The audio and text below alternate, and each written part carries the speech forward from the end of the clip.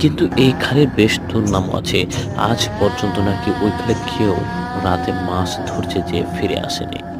কিন্তু রহমত মিয়ার এতে কিছু আসে যায় না।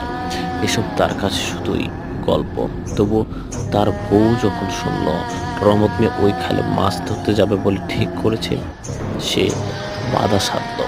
তাকে যখন কিছুতেই বোঝাতে পারল না রহমত মিয়া, তখন সে বলল, ঠিক আছে, আমি সাথে কাউকে নিয়ে যাব, একা একা যাব না। কিন্তু এই তল্লাটে এমন কেউ নেই যে কটকার খালে তার সাথে যাওয়ার মতো। তার রহমত মিয়া একটু পরেই টের পেল যাকে বলে সে দৌড়ে পালাই। জিদে চেপে যায় রহমত মিয়ার, সিদ্ধান্ত নেই একাই যাবে সে রাতে।